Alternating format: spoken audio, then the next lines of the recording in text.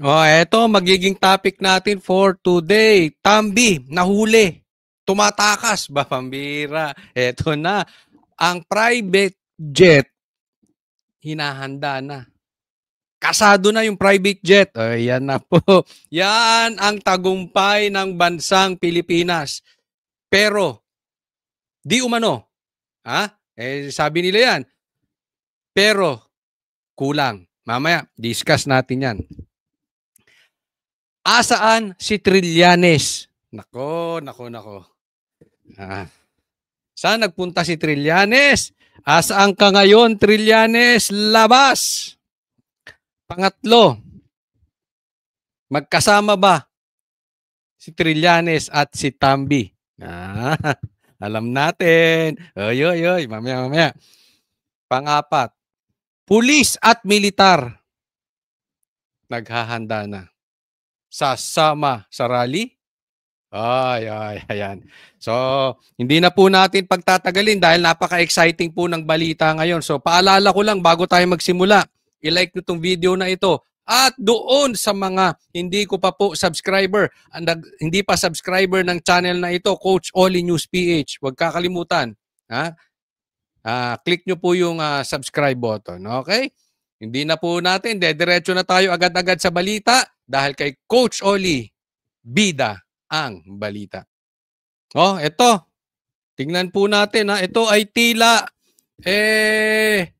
wag kayong kukura, papakita ko tong video na ito. Tila po ay naghahakot na itong si Tambi. Naku, nilalaglag ka. Ng News 5 ba? News 5 ang nagbalita nito. Tingnan natin. Pasok. Yan na. Ano yan, kahadiyero? Washing machine? Hindi, ref ata, ref. No. Ayan. Ang bilis naman ata ng pangyayari. Ito po ang caption nila dyan. Saglit lang po huwag kayong aalis kasi kailangan, importante alam natin ang konteksto ni. Ito po ay video labas ng News 5 at ito ang kanilang caption. Inalalabas na ng mga personnel ng Kamara ang ilang gamit sa opisina ni House Speaker. Sa gitna ito ng umuugong na balitang magkakaroon ng pagbabago sa liderato ng Kamara at si di umano ang kanilang isasampa dyan. Naku, unti-unti na po ito. Tagumpay po, malapit na po. Kapit lang. Makukuha din natin yan. Dahil, alam nyo, ito this is public knowledge. Sabi nga ni, may mga kasong bribery ito si Tambi. At ayaw nito ng kalaban. Pag nawala si Tambi, siguro pag nakasuhan o pag naalis na House Speaker, maglilib na daw siya at nawala ng power. In short, kasi ang nagbibigay naman ng power ay mandato ng taong bayan. Suporta ng taong bayan. Pero pag nawala na yung suporta ng taong bayan, mawawala na rin to si Tambi. Pag nawala si Tambi, mawawala ang agos ng pera. At yung mga politikong mga tuta, wala tayong pinapangalanan, ginagaya natin si Tuta Soto. Yung mga politikong tuta na mukhang pera, kakalas na yan. Nakikiramdam na yan. Magsisimula po yan, sa mga vloggers. Lilipat na yan. Ilalaglag na si Tambi. Sa katunayan, meron na nga naglalaglag kay Tambi, lumipat na kay BBM. Yung ibang mga BBM, lumilipat na rin sa DDS. Magsisimula yan. Tapos, sunod-sunod na yan yung mga politiko. Okay? Unti-unti lang magtatagumpay yan. At ito ang susunod. Pagkatapos ng lahat, tingnan nyo po ito. Pag ito bumaligtad, tapos na ang boxing. Ito po yung inaantay natin. Ito po, pinost ng bilyonaryo. Tingnan po natin, The administration is panicking. Kitang-kita naman natin, di ba? Explain natin isa-isa. The AFP and PNP are panicking. Bongbong nagpapanik. Militar, pulis nagpapanik. Hindi nila alam kung poprotektahan nila si Marcos o sasama sa mamamayang lalaban sa korupsyon. Puntahan muna natin si Marcos. Halata nating nagpapanik kasi gumawa na ng linis pangalan. Ganyan ang leader pagka nagiging Poncio Pilato, naghuhugas kamay. Remember yung flood control projects? Pinagtatanggol niya pa yan. Merong flood control projects na overwhelm lang. Ganyan po magsalita si Bongbong. Pag nagigipit, nagbabago. Ang tayo niyan, ang tayo ni Bongbong Marcos galing sa Viagra. Depende sa sitwasyon. Ngayon, pinaiimbestigahan na yung flood control. Nagtayo pa siya ng ICI. Yung Independent Commission on Infrastructure, yung mag-iimbestiga sa baha. Mamaya i-discuss po din natin yan. Wala ring kwenta yan. Bakit? Mamaya po. Ito muna puntahan. So alam natin nagpapanik, but of course hindi nila aaminin yan. Tingnan yung mga statement ni Claire. Diba? Mina-mind conditioning ang Pinklawan. Na pagka natanggal si Marcos, gusto ni Sara siya ang papalit. Ganun ang datingan. Diba? Hindi exact words, hindi verbatim, pero yun ang datingan. So ibig sabihin, mina-mind condition niya ang Pinklawan na, oy, wag niyo patanggal si Marcos, makontento na kayo kay Tamba. Puntahan natin tong AFP, PNPR panicking. Hindi nila alam kung poprotektahan nila si Marcos o sasama sa mamamayang laban sa korupsyon. Ito po, hindi tayo nagtatawag baka ng gulo. Sa mapayapa, gayang sabi ni Bongbong Marcos mismo, karapatan natin yan, magpahayag, basta sa mapayapang paraan. One time, nagkaroon po ng meeting ang Banateros together with Tatay Digong. Nung kami nasa Davao. At ito ang exactly tanong ko kay PRRD. PRRD, sa tingin niyo po, Tatay Digong, hanggang kailan ang administrasyong ito? Tingin lang naman, sabi ko. At sa tingin ninyo, kailan matatapos yung mga pang-aabuso nitong mga nagnanakaw ng mga politiko? Ang sagot ni PRRD, doon sa kailan, hindi ko nasasabihin kung kailan. Okay? Yung pangalawang tanong ko na kailan matatapos? Ano magiging dahilan ng pagkatapos nitong pagnanakaw nitong mga ito? Ang sagot ni PRRD, unless gumalaw ang militar, walang mangyayari. So inaantay-antay, alam natin yung mga Pilipino, nagka-question, kailan gagalaw? Sa katunayan, nagpa-interview din si PRRD, inaano niya yung mga militar. Okay, kailan gagalaw yung militar? Diba? At may mga nagsasabi sa akin na ang mga sundalo at pulis ay talagang, kita naman natin sa botohan ang binoto nila, Duterte, di ba? Medyo kampi sila doon sa tama. Dahil mga matitinuri naman ang karamihan ng pulis at sundalo. Ayaw niyan doon sa nilalabag ang konstitusyon, ayaw niyan sa mga magnanakaw, ayaw niyan sa abusado sa gobyerno. Kaya lang, ang sabi sa akin, nag-aantayan. Inaantay ng uniform men na magkaroon talaga ng matinding sigaw. Rally, sigaw ng mga mamayang Pilipino. Ang mamayang Pilipino, ang taong bayan naman, inaantay ang galaw ng militar para sumuporta. So parang chicken and egg ang nangyayari. Hindi malalaman sino bang mauuna, yung militar, yung ano, o paano tayo magkakaroon. Hindi para pabagsakin. Hindi po para pabagsakin.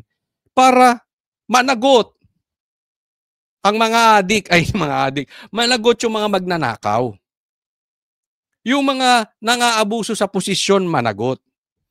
Kasi tungkulin ng ating uniform men na panatilihin na nasusunod ang konstitusyon. Diba? Yan ang trabaho nila dyan, to protect. Hindi lang tayo, kundi pati ang konstitusyon. Kaya lang, habang nag-aantayan ng taong bayan, ang militar, hindi malaman kung sino mauna. Alam nyo kung anong beauty nun? Anong beauty? Kung walang mauna, yung nangyayari ngayon, It's organic. Ang tao, lumalabas ng kusa. Bakit? Dahil grabe na ang pang-aabuso ng mga magnanakaw. Alam mo, may mga kaibigan nga ako na dati may tiwala kay Tambi. Ngayon, galit na galit. Bakit?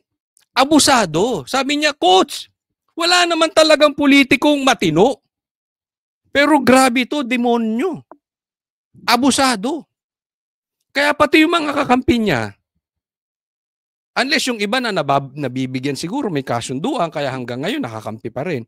Pero, yung taong bayan, na even yung gusto sa kanya before, even yung mga vloggers na gusto before, umaayaw na kasi grabe ang pang-aabuso. Ano po ang tawag dyan? Organic. Yung tao, kusang lumalabas, kusang nagsisisigaw sa Facebook, kusang naglalabas sa social media, lahat po. Tapos yung mga bumabaligtad, isa-isa, remember, ganyan po ang nangyari sa People Power 2. Isa sila nagbaligtaran. Isa lang ang makulong dyan. Isa lang malaking tao na bumaligtad. Yung tipong tutang-tuta, yung sobrang tuta kay Tambi, yung talagang halos simuri na ang puwet ni Tambi, ganung katuta, pag bumaligtad at nagsalita ng totoong baho ni Tambi. Yun na po yan. And then kusa na yan. Hindi mo na kailangan pilitin ng taong bayan, hindi mo na kailangan pilitin ng militar. Nafi-feel nyo ba? Di ba? Meron tayong nakikita, halimbawa, pag-uulan, pagbabagyo. Di ba naaamoy nyo yung simoy ng hangin? Hindi mo siya nakikita, pero naaamoy mo may pagbabago. Same thing din dito. Nakikita natin talagang nagagalit na at malapit na. Pero, okay, bago tayo pumunta doon, I will just remind you, ito ay hindi laban kay Tambi at kay Saldi. Ulitin ko, ito ay hindi laban kay Tambi at kay Saldi lang. Kasi, hindi po pwedeng hindi mananagot ang presidente dito.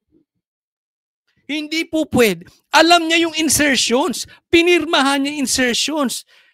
Saan ba nang galing yung korupsyon? Galing sa insertions. Doon ginamit yung pera. Yun ang alam ni Bongbong Marcos yung flood control. Kaya po hindi po, alam mo si Bongbong, let's assume, santo siya. Let's assume, hindi siya addict. For discussion purposes, wala siyang kinalaban sa flood control projects. Kailangan siyang mag-resign. This is not about BP. Ay, kasi Duterte kayo, gusto niyong paupuin si BP. Hindi po. Hindi yun. Kailangan ang managot ay managot. Kahit hindi si BP Sara ilagay nyo, bahala kayo. Pero hindi po pwede. Hindi matatapos ang problema natin. Dahil ang nagbigay ng kapangyarihan kay Tambi, kami ang banateros, hindi po kami nagkulang. From the get-go, sinasabi na namin, Marcos, kung gusto mong maayos ang UNITEAM, hindi mo dapat pinaupo si Tambi. We were very vocal at the get-go. Pinaupo mo eh. Alam mo yung kalokohan ng pinsan mo. You are responsible sa nangyayari ngayon. Dapat kang mag-resign. Huwag tayong papayag mga kababayan na ganito-ganito. Dahil ang mangyayari niyan, kahit umalis na speaker, si Tambi, pagpalagay nating tumakas o kinulong, I don't know, kayo nang bahala. Administrasyon kung anong gagawin kay Tambi. Papalitan lang yan. Ang sabi nga, papalitan ni Di. Eh di kaalyado rin. Di ba? Kaalyado rin. Yung problema natin, ganun pa rin. And until ang presidente natin weak na nandiyan, wala din. Ito lagi kong payo doon sa aking pinagtatrabahuan before na aking pinangungunahan. Halimbawa na lang, Oliver. Kunwari na lang, gamitin ko yung pangalan ko, baka may tamaan pa sa inyo. Oliver. Kunwari, ang problema namin sa kumpanya namin ay si Oliver. Diba? There will always be Oliver. So kung papalitan mo lang siya ng katulad din niya, wala din. Kung hindi mo aalisin yung puno, yung ugat, wala din. So we might as well deal with it. Mag-iingat po tayo ha. Hindi pa po kumpleto yung tagumpay natin dito. Ngayon, tingnan nyo po ito. Ito po, tingnan natin, pinost to ng bilyonaryo ha. Oh, ayan. Tingnan natin. Babasahin ko po sa inyo. Luxury jets and choppers owned by House Speaker Martin Romualdez and Congressman Saldico are coming under the microscope amid the corruption probe sweeping the Marcos administration. Ayan. Binabantayan na po yung mga jet. A bubbler said Romualdez purchase of 2 Gulfstream private jets, a pre-owned G150 which can cost up to $8 million. Ang lupit private jet. And G550 worth as much as 35 million or about 2.6 billion has caught Malacanang's attention. Ito na po. Binabantayan na. At ang balita po natin dito, ito po ay nire-ready na. Ha? Na alam nyo, bago po nagkaroon ng palitan sa liderato ng speaker, pumunta muna to si Tambi. Pumunta to si Tambi sa Malacanang. So hindi natin alam kung anong naging deal doon. Pero ito po ang kailangan nating bantayan. Kasi pwedeng nagkaroon sila ng internal deal. Kasi alam naman natin na magkaaway na talagang sila. Kaya nga nagkalaglagan. Kaya nga nilaglag na ni Bongbong Marcos si Tambi. At hindi naman maglilib at mapapalitan si Tambi kung walang go signal ni Bongbong Marcos. So, ngayon lang sa buong buhay niya siguro nagmatigas si Bongbong Marcos kaya pinuntahan siya ni Tambi. And hindi natin alam. Maraming posibleng hawak na ebidensya rin si Tambi galing kay Bongbong Marcos. Para kay Marcos. Marami ring alam yan against BBM. Kaya kung ako sa iyo, Tambi, magsalita ka na. Kasi hindi po kami naniniwalang ganyang kakabobo. Alam mong nilaglag ka ng pinsan mo. Dapat, sabihin mo na rin yung mga nalalaman mo kay Bongbong Marcos. Yaan ay isa sa malamang na pinag-usapan nila. Bakit pa siya pupuntahan sa Malacanang? So nagkaroon niya possibly ng deal. Oy, wag mo na akong ilaglag. Okay? Tapusin na natin tong flood control projects. Aalis ako bilang congressman o house speaker. Tapos bigyan mo lang ako ng graceful exit. Aalis ako ng bansa. Wag mo na akong pahabol. Basta hindi ko ilalabas yung mga hawak ko ring ebidensya laban sa'yo. That is very possible.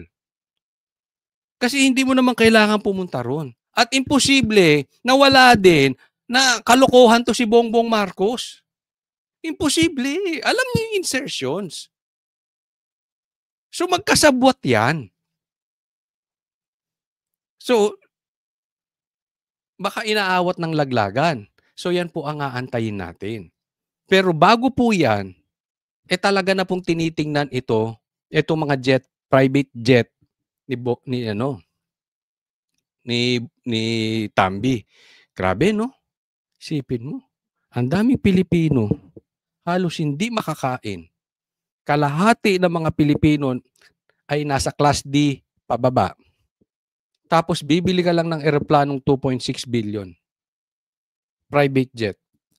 Pera ng taong bayan. Saan niya kukunin yan? Diba? Pera mo yan. Oy, kayo mga nanonood dito, pera nyo yan. Natutuwa ba kayo sa ganyan? Ewan ko sa inyo. Ha? Oh, ano ba ang negosyo nyo para makabili-biling, 'di ba? Oh, wag na nila itanggi insertions. Kaya nga po ang sinasabi ko dito, little by little, unti-unti na po silang bumabagsak. Sabi nga ni nagpapanik na. Sabi ni Kiko, nagpapanik na ang Malacanang. Oh, pati ang pulis. Ipagpatuloy po natin. Kung asan man kayo, makapunta kayo kung may rally, mag-rally kayo. Kung wala, isigaw po natin. Kasi karapatan ninyo na dapat malaman kung saan napupunta yung matungkol sa baha. Huwag po tayong papaligaw. Kasi, tulad ngayon, asan ka, Trillanes? Oh. Parehas kayong tatakas ni Tambi? O kasama muna si Saldi ko sa labas? O tinatakasan nyo ang responsibilidad nyo sa taong bayan? Kasi isipin mo to si Trillanes. Asan ka na, Trillanes? Nagpumilit-pumilit kang yabang mo, ang ingay mo. Kakahanap ng 150 million ni BP Sara. Ngayong bilyon-bilyon ang nawawala sa Pilipinas. Tahimik ka? Kung hindi ka naman 1,000, isang tuwa na plastic ipokrito. Di ba? Asang kayo nang maiingaw si BP Sara? Lalong-lalo ka na, Trillanes. Ang daming na-expose ngayon. Na-expose dito, Pinklawan. Na-expose dito, mga komunista. Na-expose dito si Trillanes. Kaiingay nyo ngayon, wala kayong ingay? Hindi nyo man lang banatan? Ang tatapang ninyo nung kay BP Sara, 150 million lang pinag-uusapan? Ngayon, bakla kayo? Asan kayo ngayon? Di ba? Lantarang panluloko yan eh. Magkasama kayo ni Saldi. Natatalikuran ang mga responsibilidad nyo. Na dati kaya yabang nyo, kaiingay ninyo.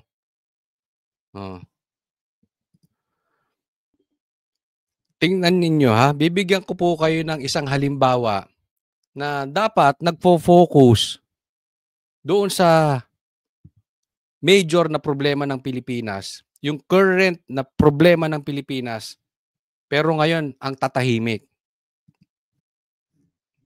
Tingnan po ninyo ito. Kung hindi ba naman ipokrito itong mga to. Basahin ko. Binanatan siya. Sabi nitong si Attorney Reneco, kailangan malaman ng taong bayan saan po ginagamit ang confidential fund at budget ng Vice President. Buti nga, sinagot siya ni Kiko Barsaga. She's a lawyer. Yan ang problema eh. Ang dami na nating bobong lawyer ngayon, hindi ko malaman kung anong nangyayari sa kanila. Saglit, nawala yung aking Saan ka ba nagpunta? Diyan ka lang. Saglit, adjust ko lang yung screen ko. Ayan, ano sabi? She's a lawyer, di niya alam anong ibig sabihin ng confidential. Stick to the plan na ba ulit? Yaan po sila. Kasi ang plano nitong mga ito, together with yung mga komunista, yung mga Pinklawan. Hindi po kita sinasabing komunista pero kung guilty ka, nasa sayo na yun. Okay, sinasabi ko yung mga komunista. Ikaw ba, kaya mong sabihin yung mga komunista ay nanggugulo sa bansang Pilipinas? Sige, kung hindi ka komunista, bahala ka. Baka sabihin, nagre-red tagging tayo Oo. Pero yung mga komunista, yan ang stick to the plan sila. Huwag po kayo maniniwala, niloloko kayo ng mga yan. Yung mga hindi nag-iingay ngayon. Tuta yan ni Tambi. Ang habol lang yan, matanggal si BP Sara. Hindi yan para sa taong bayan. Diba sinasabi nila, yung mga DDS, sinasakyan lang yung baho patungkol sa baha. Tanga. Ang tagal na naming sinasabi ang baho sa baha na yan. Matagal na po. Yung baho ni Saldi at ni Tambi, matagal na naming sinisigaw. Yung baho ni Bongbong Marcos, matagal na naming sinisigaw. Kayong mga pinklahon, bago kayong sampa. Ngayon nyo lang sinisita yung mga yan. Dati galit kayo kay Bongbong, ngayon nga naging kakampi kayo eh. Kaya nga kakamping kayo. Nagkampi-kampihan kayo. Hindi kaming mga DDS ang sumasakay. Kayo mga yellow tards ang sumasakay. Hindi nyo masita-sita sila. Nakipag-alyado pa kayo kay Bongbong Marcos. Tingnan nyo, kinain nyo, tain nyo. Oh, sino sa atin ngayon na walang paninindigan? Sino sa atin ngayon na nakikisawsaw? Kayong nagtutulong-tulong, hindi kailangan ng Duterte ang sawsawan. Madami po kami. And we know you know that. Of course, itatanggi nyo. But we know you know. Oh. May sabi, stick to the plan na ba ulit? Yan eh. Yan sila. Hindi sa taong bayan. Siraan lang ang Duterte. I think kung accountability and transparency pala ang gusto nila, dapat tinanong niya rin yung during Office of the President budget hearing. Diba? Meron pa ngang isang sikat na vlogger eh. Oh, pinagtatanggol pa kasi sinasabi namin, bakit hindi mo tanungin din yung confidential funds ng presidente? Bakit hindi nyo mo i-call out? Nagpa-drug test yung presidente. Alam mo, sagot niya sa vlog niya. Kaya sikat yun, maraming nai-interview eh. Ano sagot niya sa vlog niya? Kayong magbigay ng patunay na addict si Bongbong. Huwag niyong obligahin magpa-drug test. Kita nyo, pinagtatanggol nyo pa. Ni hindi nyo ma-call out na ba't hindi niya rin ilantan yung confidential funds? Bakit? Kasi nakafocus kayo kay Sara. Huwag nyo kaming baliktarin mga animal. Hindi kami yung ginagamit yung sitwasyon ngayon. Dahil kami tunay na galit sa nangyayari. Kayo namumuliti ka. Posibleng galit din kayo. Pero kumakain kayo ng tae. Kaya yung talino ninyo, nagmumukha kayong bobo. Kasi yung mali, ginagawa nyong tama. Ikaw ba naman kumain ng tae? Para mailubog mo lang ang Duterte. Di ba? Kinakampihan nyo yung mali para lang ilubog ang Duterte. Saan napunta yung utak nyo? Kaya marami sa inyo mga matatalino, yung iba abogado, katulad nito, na nagmumukhang bobo. Dahil wala kayo sa katotohanan. You are not after the truth. Sabi nga, the truth will set you free. Malayo kayo sa katotohanan. Ang agenda nyo lang, pabagsakin ng Duterte. Kaya pag tinis nyo yun, kahit matalino ka, kahit abogado ka, magmumukha kang bobo. Kung hindi ba naman bobo tong babae na ito, ha? Yung hearing is about yun sa mga travel, budget ni BP Sara. Ipapasok mo yung confidential funds. Kung hindi ka ba naman isang tanga, kasi nga, ulitin ko, kaya maraming nagiging bobo. Hindi kayo naghahanap ng katotohanan. Naghahanap kayo ng ibabagsak. Dahil, maraming kinakabahan kay BP Sara. Dahil hindi mo kayang hawakan si BP Sara sa liig. They know it. Galit sa komunista. Tingnan nyo to. Tingnan niyo ito, ha? Pakinggan po natin si BP Sara, interview to kanina. Budget deliberation ng Kamara. Masyado na raw huli ang pagbuo ng Pangulo ng Independent Commission on Infrastructure. Git pa ng Vice Presidente, dapat alisin sa pwesto ang pinsan ng Pangulo na si Speaker Martin Romualdez. Wala pang sagot dyan ang Malacanang, pero nauna na nitong sinabi na walang sasantuhin sa investigasyon. Yan, punta muna natin. Sabi ni BP Sara, matagal nang dapat ginawa yung ICI na yan. Di ba? Huli na siya. Sa katunayan, Hindi lang, sabi niya, hindi lang too little, too late, too little eh. Wala na talaga, it's too late. Hindi lang too late. Wala talaga na magagawa si Bongbong Marcos kasi naubos na yung pera natin patungkol dyan sa baha na yan. Tapos ngayon lang siya gagawa ng ICI, yung Independent Commission on Infrastructure. Ito sasabihin ko, wala akong tiwala sa ICI. Yung Independent Commission on Infrastructure, Independent Commission on Infrastructure, yung mag-iimbestiga ng patungkol dyan sa baha na yan. Well, optics lang yan. Sinong naglagay ng tao dyan? Di ba si Bongbong din? Sa tingin mo, iimbestigahan niya mga yan si Bongbong? Pangalawa, anong kapangyarihan yan? Pwede bang bulatlatin yan ng mga yan, yung bangko netong mga to? Pwede ba nilang pasukin yung kanilang mga pag-aari? Mababaw lang na investigasyon ang gagawin yan. Magtatanong-tanong lang din yan. At syempre, iiwas din yan kung sino ang naglagay sa'yo doon. Kaya nga sabi ko, nagpapabango lang yan, optics lang yan. Para kunwari si Bongbong ay gustong habulin yung mga masasamang magnanakaw. Pero sa katunayan, kasama siya doon. Kasama po. Paano ka iimbestigahan? Ikaw naglagay, iimbestigahan ka niyan. Kaya kalukuhan niya, wag tayo maniwala. Kanina, nagpa-interview si BP Sara, di ba? Dapat tanggalin niya na yan. Kaya ngayon, pinag-leave niya na siguro. Di ba? Na-pressure eh. Tatandaan po ninyo. Alam ninyo. Malakas si BP Sara. Ang salita niyan parang tagos sa taong bayan. Kaya siguro na-pressure si Bongbong, oy, lumayas ka na dyan. Mag-leave ka na. Finally, nagtapang-tapangan si Bongbong Marcos. Kasi yung galit ng tao matindi na. Sinugod na kayo dyan sa Congress, nagsalita na si BP Sara. Sasantuhin sa investigasyon kahit ang speaker at mga kaalyado ng administrasyon. Hindi.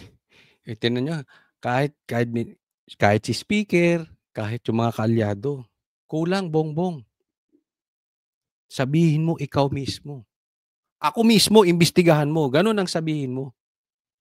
Lokohan yan. Huwag kayong maniwala dyan sa ICI na yan.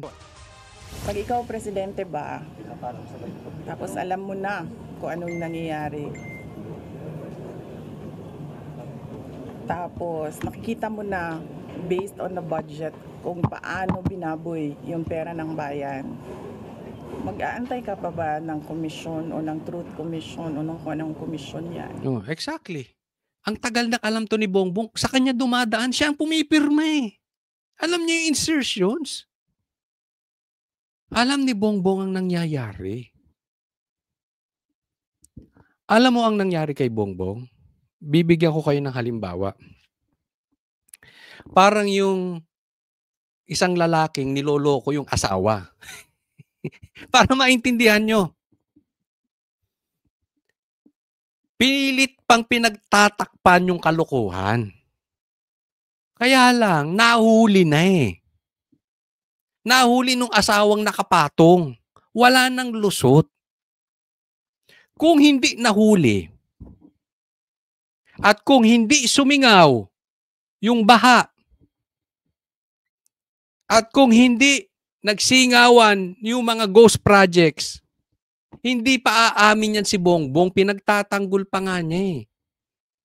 So sa madaling salita, pinagtatanggol niya na hindi siya nagbababae until nahuli siya ni Lisa, nakapatong na. Example lang po, ganun ang nangyari. Yan po ang punto ni BP Sara. Inantay mong pagkatagal-tagal. Dapat doon, kung talagang seryoso ka at hindi ka talaga ng bababae at hindi ka kasabwat dyan sa ghost projects na yan, tsaka sa baha na yan, una pa lang, kinorek mo na. Hindi, tinago mo until sumingaw. Yan ang punto ni BP Sara. Actionan mo kasi kaagad, dapat yan eh. Kung masyado siyang hindi niya alam kung anong gagawin at masyado siyang mabagal. Hindi sa hindi niya alam ang gagawin. Ako, dyan sa tingin ko medyo may kulang si BP Sara at mabagal siyang pinigil niyan talaga. Sabi nga ng mga kalalakihan, kung lulusot, lulusot. Eh, hindi na lumusot. Ganyan ang ano, di ba? O nahuli ka na nakapatong, o diyari ka kay Lisa. O ituro mo ngayon si Tambi kasi siya nang bigay ng babae sa akin. Ganyan. Pero sa totoo, magkakapareha sila, umi-score. Gets? Ito pa, isang mind conditioning. Tingnan nyo po, isa pang sinungaling to si Claire, di ba? Sabi niya, hindi po nangangamba ang Pangulo sa mga gagawing protesta dahil alam po niya ang mga magpoprotesta rito ay kakampi niya. Again, she was addressing again. Yung mga Pinklawan, yung mga komunista, ina-address niya na kampante sila. Hindi sila nagpapanik. Dahil para palalabasin nila, wala silang kasalanan. Inosente sila. Tapos, syempre, ang binabala nila dyan, pag natanggal si Marcos, ang papalit si Sara. So, pinapalabas niya hindi. Yung mga nagpoprotesta kakampi. Yan po ang, yung sinasabi niyang yan, halata natin na sila ay hindi na rin nagsasabi ng totoo. Nagpapanik sila kasi bakit niya kailangang sabihin yan. Ito lang, Ito po, hanggang sa huli, panindigan mo si Bongbong Marcos, ha? At yung mga kampi ni Tambi, huwag kayong lilipat. Panindigan nyo si Tambi. Kayong mga makamarcos, huwag kayong lilipat. Panindigan nyo. Ayaw na namin dito ng Trojan horse. Kasi iiwan ninyo. E di dapat dati na kayo nanindigan. Marami namang mga Marcos katulad nila Atty. Vic. Pero matagal nang lumipat. Ngayon magbabaligtara, huwag kang babaligtad, Claire, ha? Mamaya, isa ka pa dyan. Siyempre, babalik din. Pagkatapos niyan, anong trabaho niyan? Di vlogger. Pagka-abogado pa. Di ba? Di wala din siya. Isa-isa kayo. Hindi po inosente ang presidente. Sa tingin mo, kakampi niya yung mga nagrarally? Hindi. Huwag mo i-mind condition yung mga komunista tsaka mga Pinklawan. Kayo naman mga Pinklawan, wag din naman kayong uto-uto. Di ba? Pag alam nyo, mali. Regardless kung makikinabang ang Duterte o tatamaan ng Duterte, hindi po yun ang issue. Ang issue dito, yung problema. Pagpatuloy po natin ang ating pagbabantay at marami po mag-aayari within 24 hours.